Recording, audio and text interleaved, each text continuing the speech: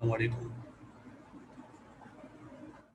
Can you please confirm that I am audible to you or not?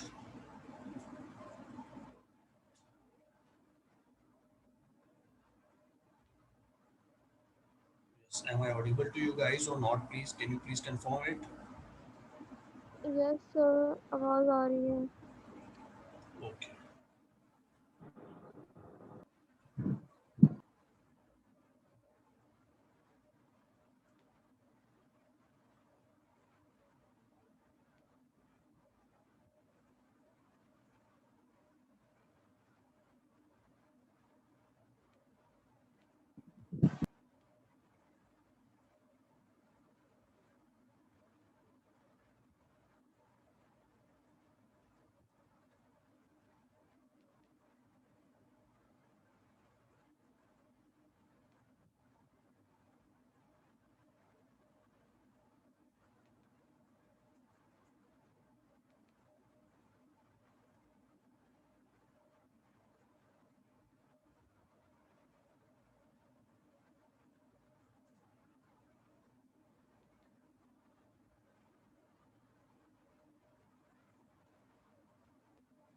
Okay, I'm just sharing the lecture with you guys.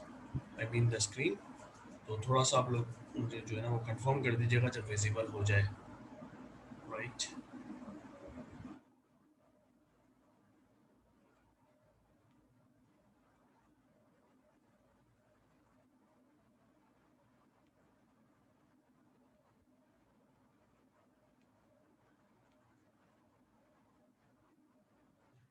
Screen visible है आप लोगों को?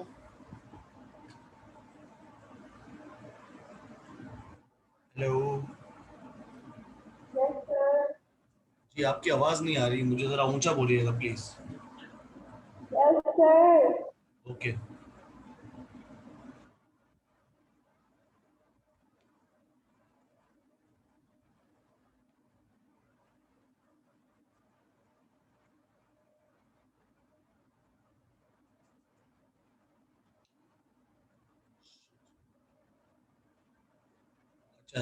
Before starting the class, let me tell you, uh, in today's class, we will be having three sessions of 40 minutes each, right?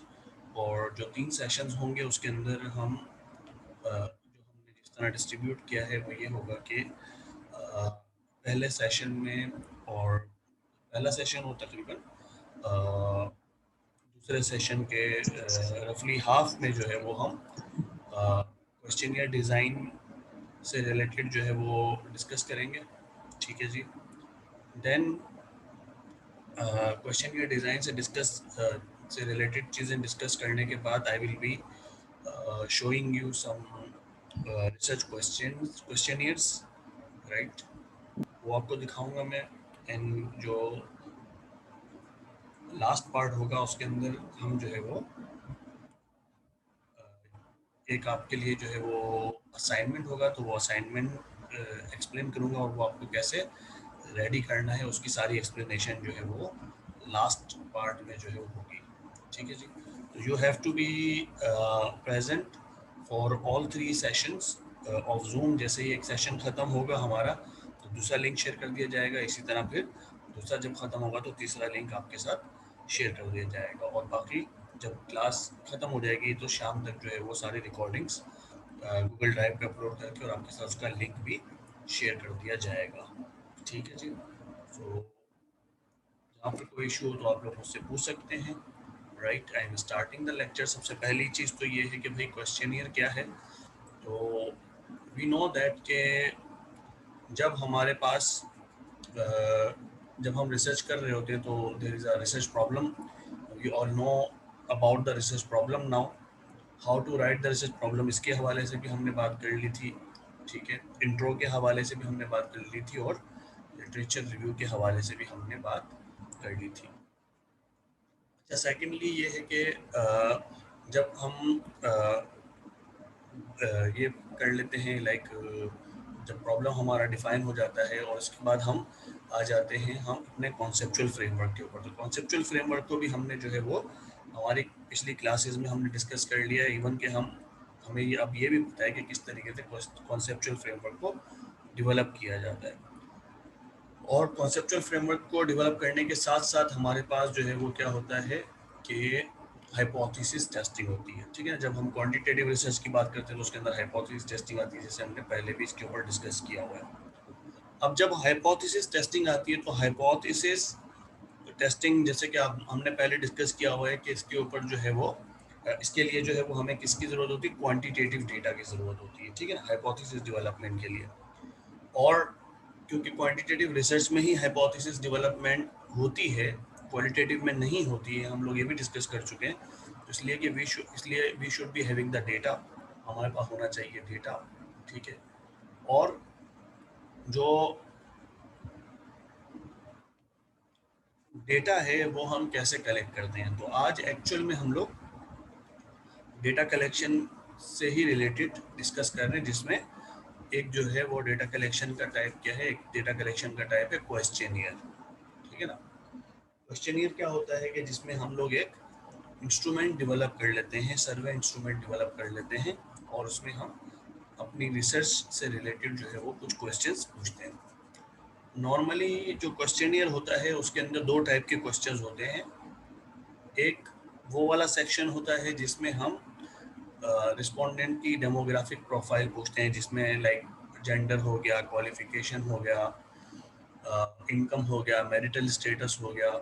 ठीक है ना, इस तरह की जो चीज़ें होती हैं, जो उसकी लाइक उसकी जोग्राफी से रिलेटेड हों, जोग्राफिकल लोकेशन से रिलेटेड हों, रेजिडेंस से रिलेटेड हो, एज से रिलेटेड हो, या कोई ऐसी चीज़ जो कि उसके बारे में हमें इंफॉर्मेशन प्रोवाइड कर रही हो। ठीक है ना, उसकी पर्सनल इंफॉर्मेशन वगैरह प्रोवाइड कर रही हो, that is actually the demographic information. इसके बाद जो दूसरा पार्ट होता है उसके अंदर नॉर्मली हमारे पास वो क्वेश्चंस होते हैं जो कि हमारे एक्चुअल में रिसर्च फ्रेमवर्क का या कॉन्सेप्चुअल फ्रेमवर्क का पार्ट होते हैं, जो वेरिएबल्स हमारे कॉन्सेप्चुअल फ्रेमवर्क में मौजूद होते हैं। इससे लाइक फॉर एग्जांपल हमारे पास जो है वो इंडिपेंडेंट वेरिएबल्स हैं, डिपेंडेंट वेरिएबल्स हैं, तो हर इंडिपेंडेंट वेरिएबल्स से रिलेटेड जो है वो क्वेश्चंस होंगे हमारे पास, और इंडिपेंडेंट वेरिएबल और डिपेंडेंट वेरिएबल सबसे रिलेटेड जो है वो हमारे पास क्वेश्चन होंगे। अगर मॉडरेटर्स हैं, मीडिएटर्स हैं, तो उनसे रिलेटेड भी हमारे पास जो है वो क्वेश्चन होंगे।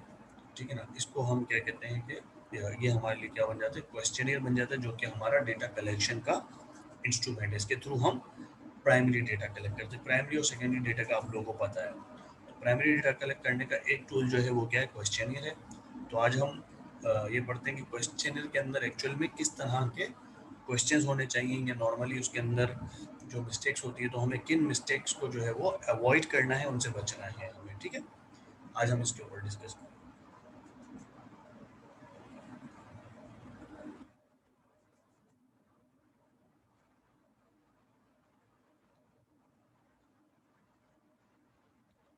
चैप्टर ऑब्जेक्टिव्स हैं हमारे कि discuss questionnaire design as a series of inter related steps, कि जो भी इसके स्टेप्स हैं क्वेश्चनियर डिजाइन के, उसको देखना है हमने। List and describe the different questions form, different questions की डिफरेंट फॉर्म हो सकती हैं, वो कौन सी हो सकती हैं, like open ended, close ended वगैरह, इसमें क्या डिफरेंस होता है ये हम आपको बताएंगे।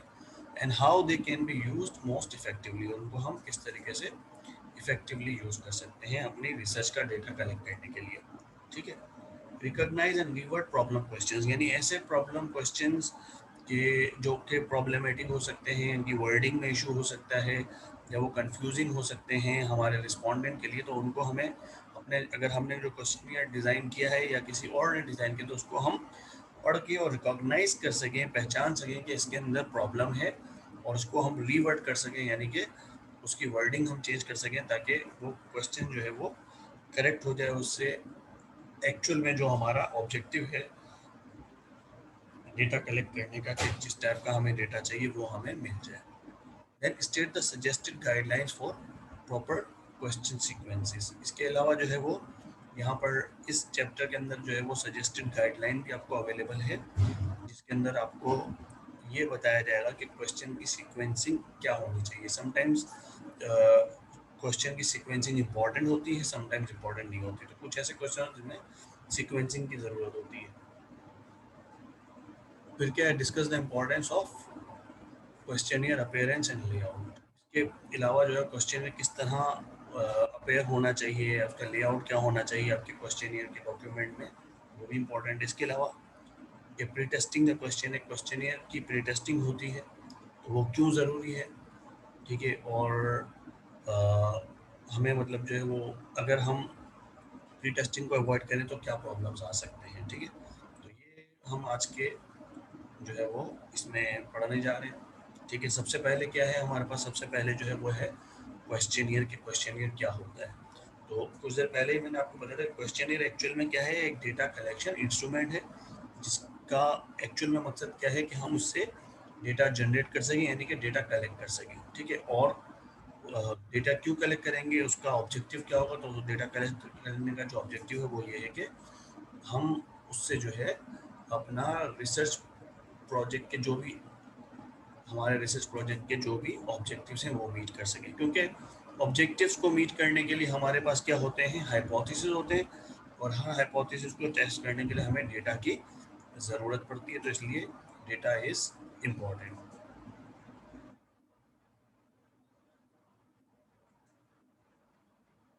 ओके,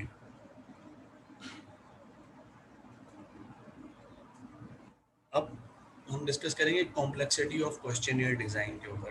क्योंकि देखिए क्वेश्चनियर के अंदर एक्चुअल में क्या होते हैं, क्वेश्चंस होते हैं, तो जो क्वेश्चंस की जो लैंग्वेज होती है ये जो है वो थोड़ी सी उसको हमें प्रॉपरली समझना, अंडरस्टैंड करना ज़रूरी है, ठीक है ना। देखिए क्या कहते हैं, consider the following questions that appeared in a mail questionnaire from presumably experienced researcher, ठीक है ना, जिसको आप प्रिज्यूम करते हैं कि वो एक एक्सपीरियंस्ड रिसर्चर है, उसने कुछ क्वेश्चंस बनाए हैं, ठीक है ना।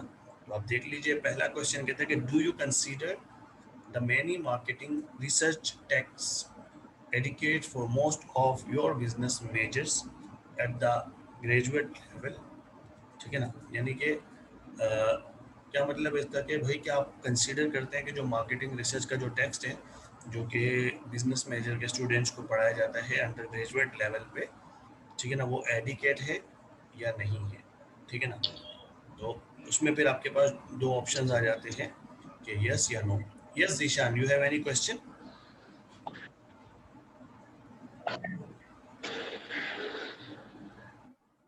अमीर Muawiya, you have raised your hand, that's why I am asking.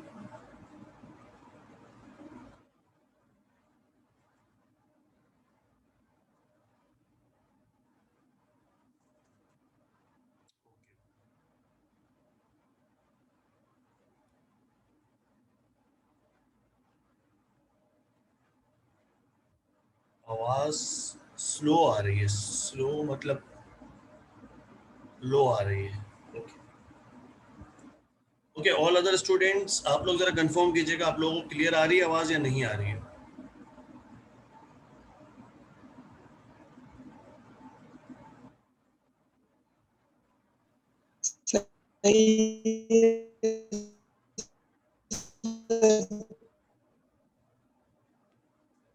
Sorry,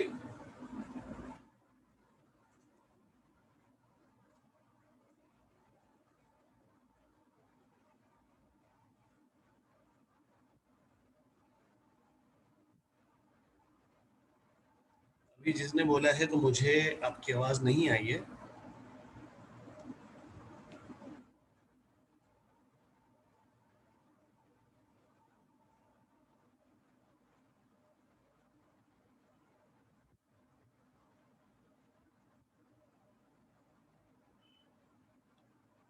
ji clear आ रही है नहीं आ रही आवाज, काइंडली कंफर्म कीजिएगा तो फिर मैं आगे कंटिन्यू करूँ। सर आपकी आवाज क्लियर है। क्लियर है, yes sir. Okay fine. It means कि जिसके पास नहीं आ रही तो उसका अपना इंटरनेट का कोई इशू हो सकता है। ऑलराइट, ठीक है, ठीक है, अच्छा जी।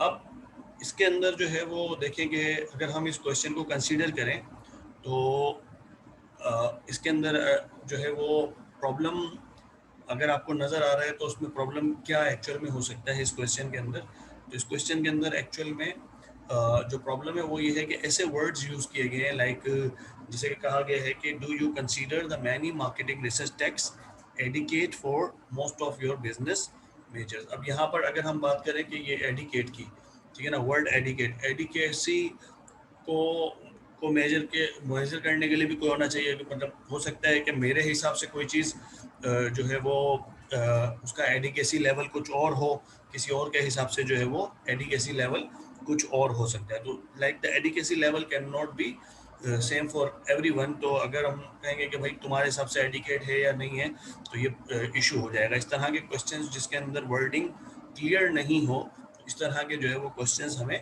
नहीं बनाने चाहिए। ये जैसे कि most of your business, most को किस में लिया जाएगा, लाइक 70%, 80%, 90%, मोस्ट को किस में लिया जाएगा, ठीक है ना। तो इस तरह के जो मतलब क्वेश्चंस होते हैं, इन क्वेश्चंस को जो है वो हमें अवॉइड करना चाहिए। देखिए क्या कह रहे हैं, what do you think, easy और डिफिकल्ट टू आंसर। तो definitely it is a difficult to answer the question, because कि हर पहले तो बंदा सोचेगा कि भाई एडिकेसी लेवल क्या है उसके लिए, सामने वाले को किस चीज़ को वो एडिकेट समझता है, किसको एडिकेट नहीं समझता। इसी तरीके से मोस्ट से क्या मतलब है, ठीक है ना, राइट। तो वही चीज़ कह रहा है कि what exactly do the words many, adequate and most refer to in this question, ठीक है ना। तो यहाँ पर मतलब अगर आप किसी चीज़ को पूछ रहे हैं तो अगर इसको अगर प्रॉपरली क्वांटिफाई कर लें या कोई परसेंटेज पूछ लें, इस तरह की चीज़ पूछ लें, दैट्स फाइन। अदरवाइज सिर्फ इस तरह की जो क्वालिटेटिवली यहाँ पर एक्सप्रेसिव जो वर्ड्स हैं, तो उसको अंडरस्टैंड करना जो है वो रिस्पोंडेंट के लिए डिफ़िकल्ट होता है, ठीक है। इसी तरीके से अगर हम आप देखें एक्चुअल में क्या है कि क्वेश्चनियर जो है वो डेटा की एक्यूरेसी के ऊपर इम्पैक्ट करते हैं। वजह क्या होती है कि एक्चुअल में मकसद क्या है, what is the objective of the questionnaire, ठीक है ना। क्वेश्चनियर का ऑब्जेक्टिव तो ये होता है ना कि अगर आप कोई क्वेश्चन पूछ रहे हैं तो प्रॉपरली आपका जो क्वेश्चन है वो दूसरे तक जो है वो कम्युनिकेट हो जाए कि भाई आप ये चीज़ पूछना चाह रहे हो। और उसी तरीके से जो आंसर सामने वाला एक्चुअल में देना चाह रहा है वो रिसर्चर को पता चल जाना चाहिए, प्रॉपरली कम्युनिकेट होना चाहिए उसका आंसर। अगर मैंने जो पूछा और रिस्पोंडेंट को वो सही तरह से समझ में नहीं आया, तो डेफिनेटली वो मेरा क्वेश्चन उसको जब समझ में नहीं आया, तो जब वो जवाब देगा तो वो प्रॉपर जवाब नहीं हो, क्योंकि उसने जब मेरे क्वेश्चन को ही नहीं समझा तो उसका रिप्लाई भी कोई रिलायबिलिटी नहीं रखता। इसी तरीके से अगर मैंने तो क्वेश्चन सही पूछा लेकिन उसने रिप्लाई सही नहीं दिया, तो अगेन मैं क्या करूँगा, उसको गलत समझूंगा और उसके डेटा को मैं गलत तरीके से रिकॉर्ड करूँगा, ठीक है। तो इसलिए क्वेश्चनियर की एडिकेसी जो है ना वो इम्पॉर्टेंट होती है, कम्युनिकेशन इज इम्पॉर्टेंट, ठीक है ना, क्योंकि इसके हम फेस टू फेस कम्युनिकेशन नहीं कर रहे होते, हमारे पास क्वेश्चनियर होता है, उसी को जो है वो रिप्लाई करना होता है, ठीक है जी। तो that's why it should be quite clear. अब क्योंकि डेटा के अंदर डिस्टॉर्शन भी आती है, तो डिस्टॉर्शन किस वजह से आती है, यानी कि तोड़ मरोड़ किस तरह से पेश हो जाती है डेटा के अंदर। तो देखें क्या होता है कि अगर कोई ऐसा क्वेश्चनियर होगा जिसमें फुल ऑफ मिस्टेक्स होंगी, इश्यूज होंगे, वो एरर्स होंगे उसके अंदर, स्लोपी का मतलब एरर से भरा हुआ, ठीक है ना, तो क्या होगा, डिस्टॉर्शन आएगी उसके अंदर, यानी कि एक्चुअल जो डेटा है वो नहीं मिल पाएगा, बल्कि क्या होगा कि डेटा डिस्टॉर्टेड होगा, उसके अंदर जो है वो एक्यूरेसी नहीं होगी, वो एक्यूरेट नहीं होगा, प्रॉपर नहीं होगा, फुल ऑफ एरर्स होगा, ठीक है। तो एक्चुअल में क्या होता है कि एक तो ये मसला आता है क्वेश्चनियर की वजह से डेटा डिस्टॉर्ट होता है, दूसरा डेटा की डिस्टॉर्शन की वजह क्या होती है कि कोई इंटरमीडिएरी आ जाए, यानी कि क्वेश्चनियर तो है लेकिन क्वेश्चनियर को कौन फ्लोट कर रहा है या उसको कोई एक्सप्लेन कर रहा है अगर, ठीक है ना, तो इसकी वजह से भी जो है वो डिस्टॉर्शन आ जाती है। क्योंकि समझाने, अगर कोई चीज़ कोई बंदा समझाने लगेगा या क्वेश्चनियर पूछने लगेगा, क्वेश्चनियर मौजूद है, इंटरव्यू लेने लगेगा, उसका पहुंचने का अंदाज सही नहीं होगा, ठीक है, तो भी इससे मिसकम्युनिकेशन होगी, और जब मिसकम्युनिकेशन होगी तो इससे भी डेटा जो है वो डिस्टॉर्ट होगा। तो इसलिए डेटा डिस्टॉर्शन की दो वजह होती है, एक होती है क्वेश्चनियर, दूसरा कोई इंटरमीडिएरी अगर उसके अंदर आ जाए तो, और वो प्रॉपरली जो है वो अपना रोल प्ले ना कर सके, तो फिर डेटा के अंदर डिस्टॉर्शन होती है। क्वेश्चनर डिज़ाइन एलिमेंट्स जो हैं वो कौन कौन से, तो उसमें सबसे पहले जो है वो हमें किसके बारे में पढ़ना है, हमें सबसे पहले पढ़ना है स्ट्रक्चर्ड और नॉन स्ट्रक्चर्ड क्वेश्चंस के बारे में पढ़ना है कि स्ट्रक्चर्ड क्वेश्चंस क्या होते हैं और नॉन स्ट्रक्चर्ड क्वेश्चंस क्या होते हैं, ठीक है। अच्छा, इसके बाद सेकेंडली इसके अंदर क्या हमें देखना होता है कि is each question relevant and properly worded to obtain meaningful and valid responses, कि भाई हर क्वेश्चन वो एक्चुअल में रेलिवेंट है या नहीं है रिसर्च से, और दूसरा कि वो प्रॉपर्ली उसकी वर्डिंग की हुई है या नहीं की हुई है। क्यों? क्योंकि एक्चुअल में हमारा मकसद क्या है कि मीनिंगफुल हमें रिस्पॉन्सेज मिलने चाहिए और वैलिड रिस्पॉन्सेज मिलने चाहिए, ठीक है ना। वैलिड रिस्पॉन्सेज का मतलब ये होता है कि अगर लाइक अगर आप पूछना जो चीज़ चाह रहे हैं उससे रेलिवेंट ही होगा ना, अगर इरेलीवेंट रिस्पॉन्स होगा तो वो एक तरह से हमारे लिए वैलिड नहीं होगा, ठीक है। अच्छा जी, तीसरी चीज़ क्या, is the sequencing of the questions likely to introduce any bias. तो क्वेश्चन सीक्वेंस की वजह से तो कोई बायस नहीं आ रहा, ठीक है ना। समटाइम्स क्वेश्चन सीक्वेंसिंग की वजह से भी जो है वो बायसनेस आ जाती है, ठीक है ना।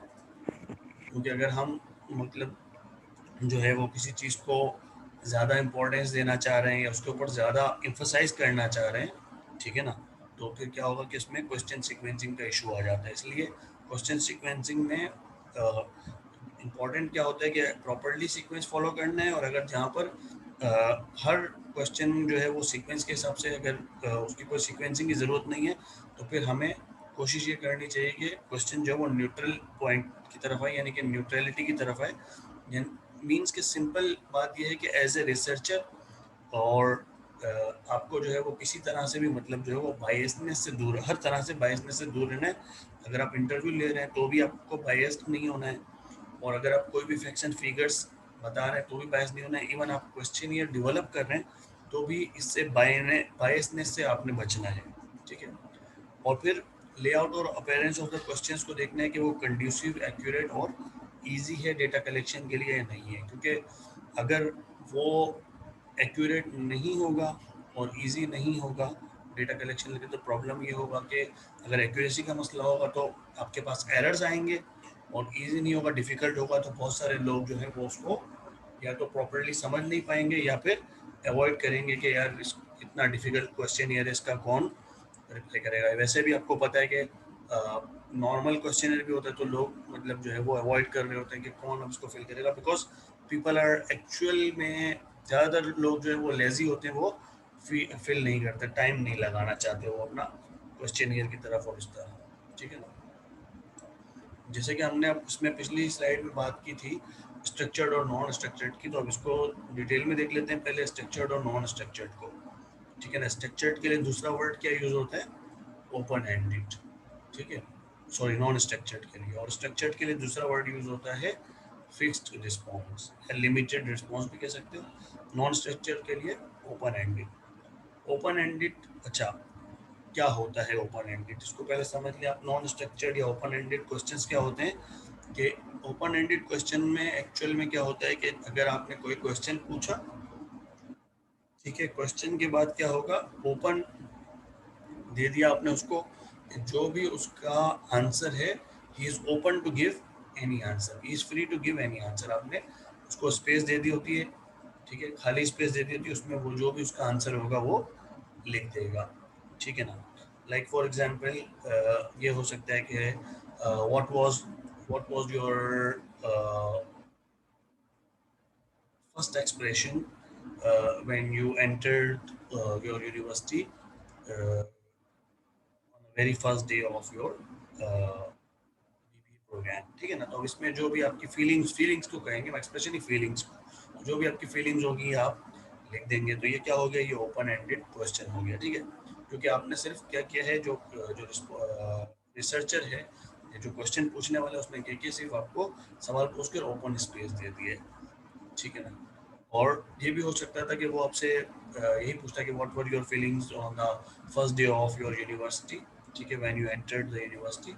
तो और उसके बाद फिर आपको चार पांच ऑप्शन दे दिए कि आई वाज वेरी एक्साइटेड, और आई वाज वेरी कंफ्यूज्ड, और like I was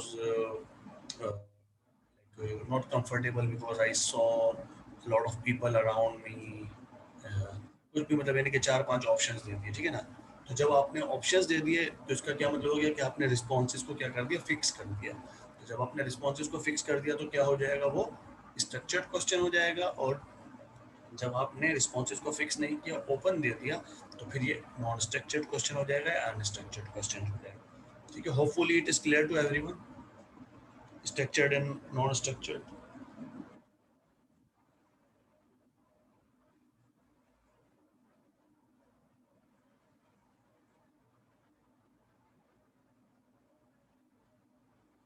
Is that clear to everyone, students? Your feedback is important to me. Yes, sir. थोड़ा सा लाउडली बोलिएगा please. Yes, sir.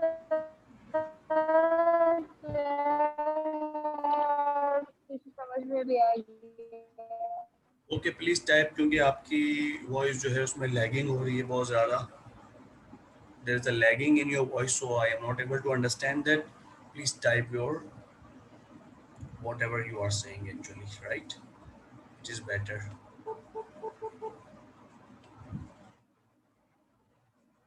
Okay, fine. ठीक है।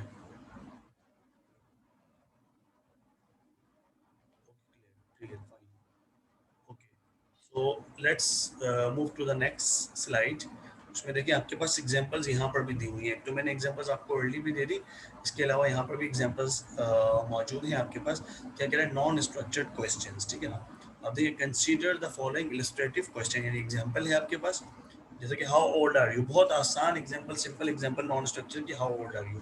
अब इसके अंदर कोई मतलब जो है वो आपको कोई ऑप्शन नहीं दिया गया है, आपको ओपन ब्रैकेट दे दिया गया है कि हाउ ओल्ड आर यू। आप सिर्फ जो भी मतलब रिस्पोंडेंट होगा वो अपनी एज लिख देगा। ये भी जो है वो नॉन स्ट्रक्चर्ड क्वेश्चन का एक एग्जांपल है, ठीक है। अदर में क्या कह रहा है, what do you like most about owning your own home, ठीक है ना। कि भाई आपका अपना घर होगा तो उसमें आपको मतलब सबसे ज़्यादा अच्छी चीज़ कौन सी लगती है। लाइक कुछ भी हो सकता है ना वो, लाइक आप कह सकते हो कि I am quite comfortable if I have my own home, that I do not have to shift anywhere, or nobody can nobody can ask me to move somewhere else, or I have my own possession, or I feel my own possession, yeah, whatever I feel free to use each and everything freely, कुछ भी हो सकता है, ठीक है ना। Okay, इसी तरह, will you please describe your thoughts about a person who shoplifts items from grocery store to keep from going hungry। अब इसके अंदर हर कोई बंदा, उसका कोई भी मतलब जो है वो ओपिनियन हो सकता है कि like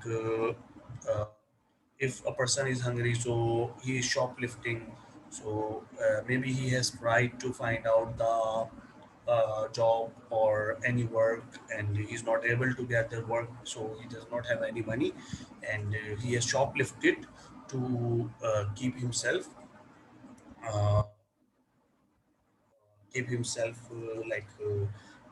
fulfilled or something like that, okay। इस तरह कुछ भी मतलब लाइक कोई नेगेटिव थॉट्स भी हो सकती हैं, किसी की पॉजिटिव भी हो सकती हैं, नेगेटिव मतलब इस तरह भी हो सकती है कि like for example whatever the reason, but shoplifting is illegal, and it is unethical as well, illegal and unethical, so I do not subscribe the idea of that person that if he is not getting anything to eat, so he shoplifts, right। कुछ भी मतलब हो सकता है इसमें। तो open ended question है, जो भी उसका रिस्पोंडेंट का के जहन में आएगा वो यहाँ पर वो लिख देगा, या उसका जो भी आइडिया होगा, जो भी थिंकिंग होगी, वो यहाँ पर वो लिख सकता है नॉन स्ट्रक्चर्ड क्वेश्चन के अंदर। स्ट्रक्चर्ड में क्या होगा कि अगर आपने ऑप्शंस दिए हुए तो वो ऑप्शंस को चूज कर लेगा।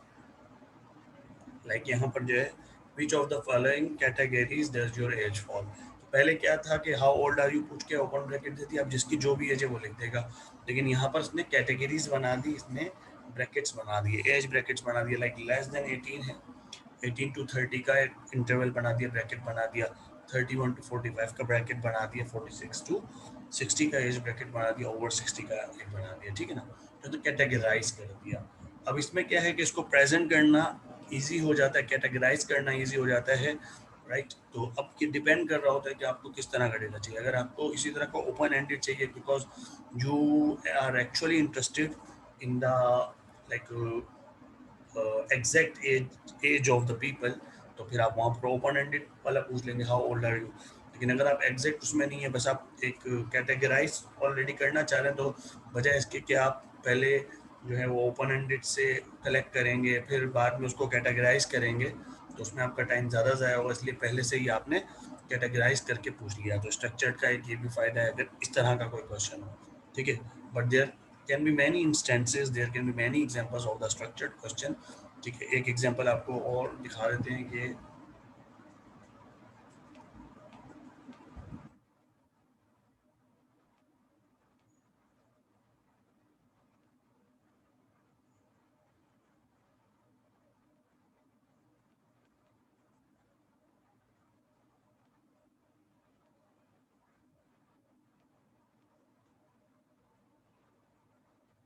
Just give me a minute please, थोड़ा सा इशू आ रहा है, पावर पॉइंट में नॉन रिस्पॉन्डिंग हो गया।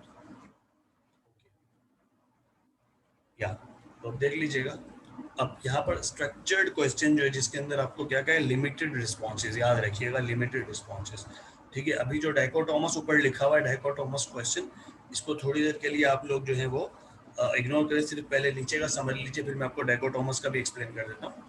Do you smoke cigarettes, yes और नो, आपने लिमिटेड ऑप्शन दे दिए, दो ऑप्शन दे दिए, ठीक है।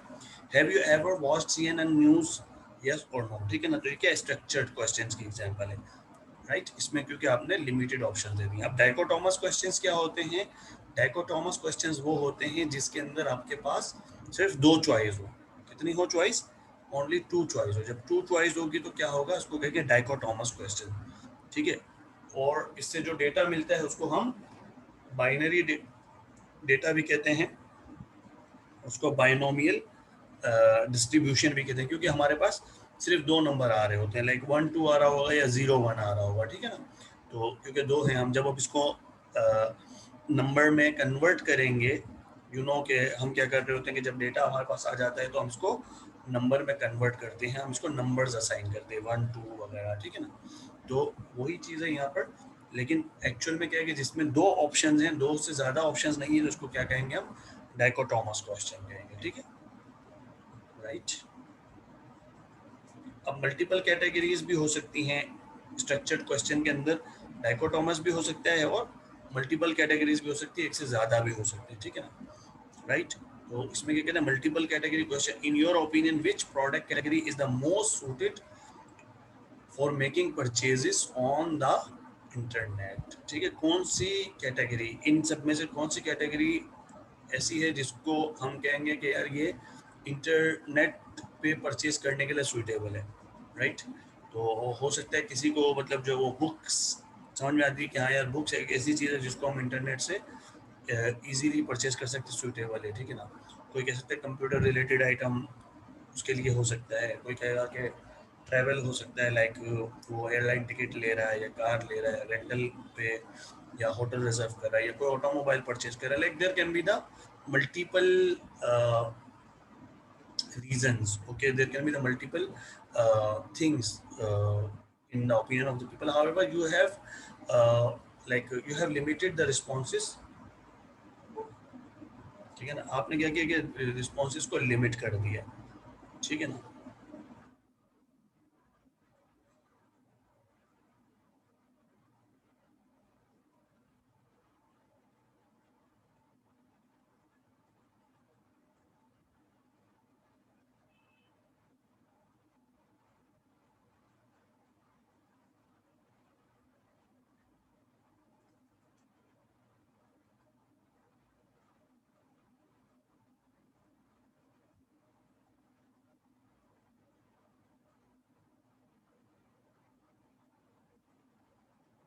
Okay, then there can be इसी तरह मल्टीपल कैटेगरी के अंदर जो है वो और भी हमारे पास हो सकते हैं, लाइक यहाँ पर जो है वो हमें कह रहा है कि what do you like about Bank of America's online banking service, ठीक है। ऑनलाइन बैंकिंग सर्विस के लिए मतलब जो है वो आप बैंक ऑफ अमेरिका की ऑनलाइन बैंकिंग सर्विस में आप कौन कौन सी सर्विसेज जो है वो पसंद करते हैं, like it can be the 24 hour service, transaction privacy, no need to travel, paying bills online, no need to mail bills and वगैरह वगैरह, ठीक है। तो there can be the multiple categories, right, in the structured question. हमें वो बाद में देखना है कि इस मल्टीपल कैटेगरी के अंदर हम कोई एक चूज करेंगे या मोर देन वन चूज करेंगे, right. It is important to understand, ठीक है।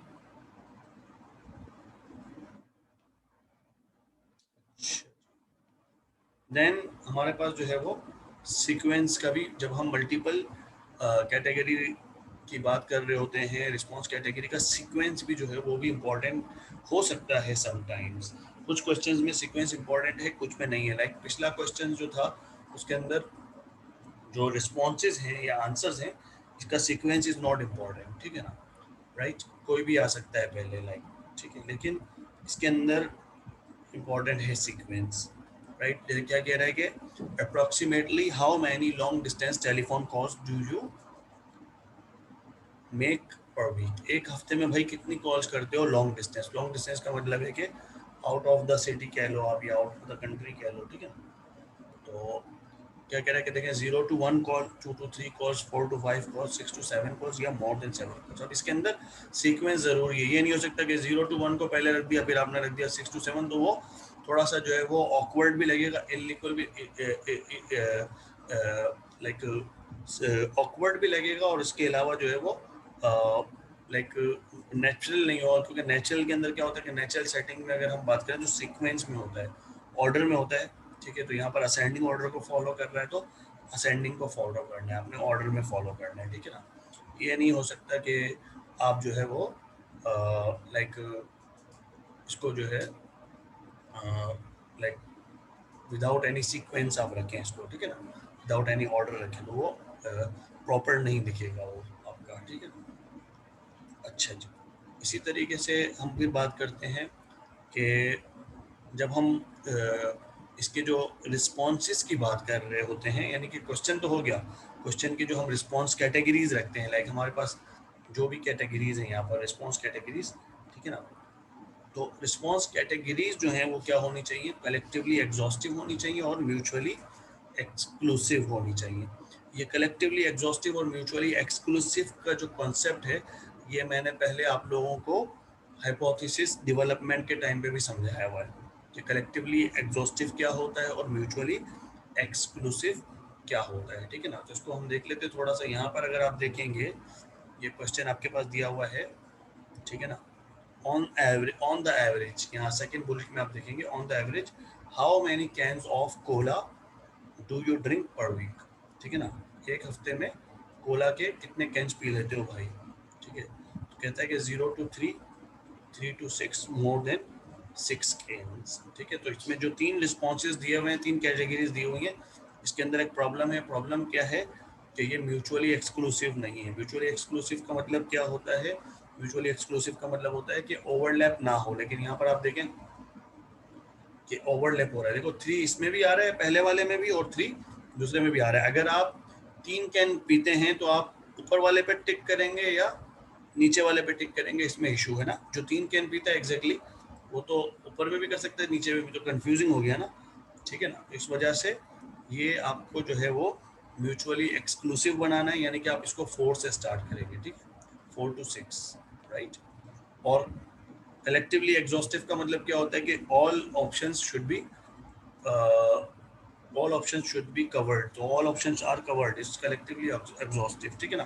कंप्लीट होना चाहिए इन अ सेंस, ठीक है। तो कंप्लीट है, लेकिन जो है वो ओवरलैपिंग भी हो रही है इसके अंदर, तो ओवरलैपिंग नहीं होनी चाहिए, राइट। तो changing the 3 in the second category to a 4 will make the response choices mutually exclusive. तो वो मैंने आपको एक्सप्लेन कर दिया कि जब आप 3 को 4 से जो है वो तब्दील कर लोगे तो फिर क्या हो जाएगा, आपका म्यूचुअली एक्सक्लूसिव हो जाएगा, ठीक है जी।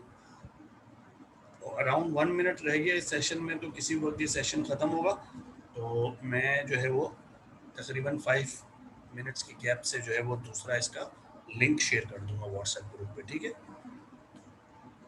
ओके जी।